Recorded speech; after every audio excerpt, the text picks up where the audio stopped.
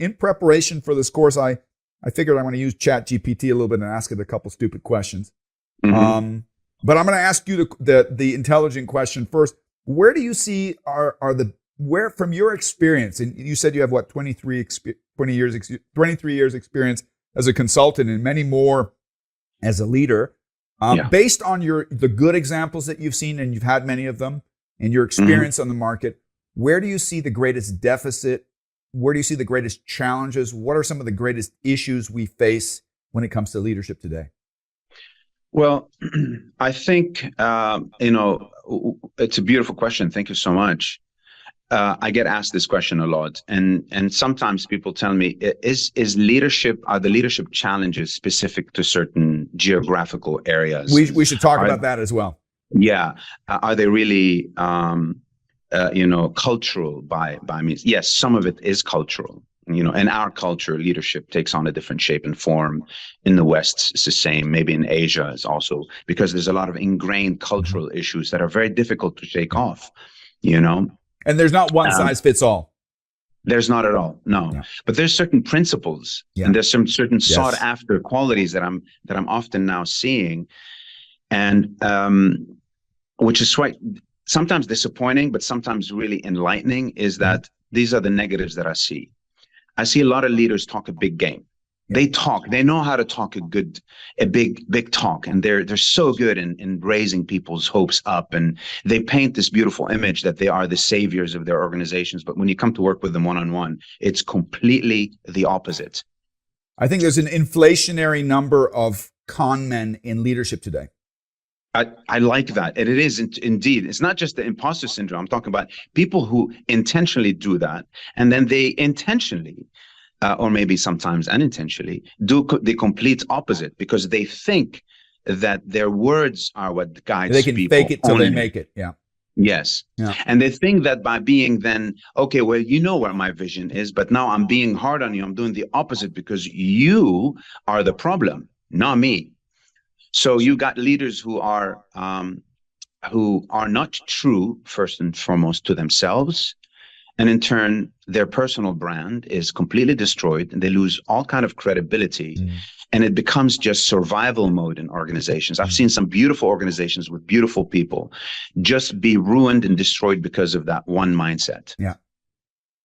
Short-term thinking, yeah. So that's one. So two is, in my opinion, and I know this has been spoken about a lot, there's some sought after qualities right now, which we mentioned earlier, is how do I serve you? The manager should have that thought. So when somebody walks into your office, the first thing is, how can I solve this problem? What can I do to support them? Let me read between the lines. So it's empathy and service so I'm here to really create an environment where you can become your best.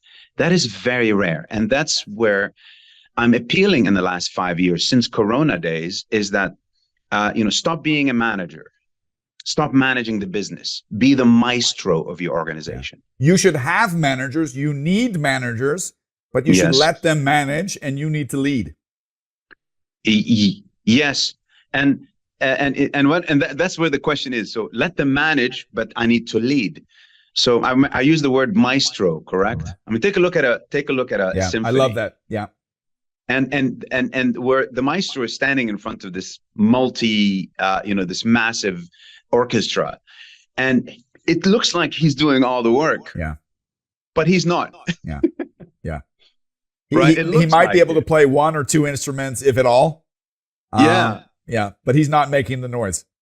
No, he's or not. The harmony is the better word. Yeah. Yes. He or she are setting the tone. Yeah. And when you look at a symphony, do you know how difficult it is to synchronize all these instruments? I mean, these people are not doing it on the right eye. Yes. Yeah, they're not doing it on their own. They're just there's somebody who's guiding them and setting the tone and making sure that the flow and roles and responsibilities are very clear. Timing is an issue as well, and attention and reminding. And there's certain reminders which could be very, very misperceived as micromanagement, but they're not. So be the maestro. I'd say you are the maestro. I love that. I love that analogy because what it conjures up in my mind, if I look at some of the videos that I know of Bernstein and Karajan and everything, these were people that were very serious minded in their craft, and they had a strong opinion. That opinion didn't always coincide with the musicians that were playing the music, but they knew this. We're playing it this way. This is the way we need to interpret it. I need you to put umph here. I need you to pull back here.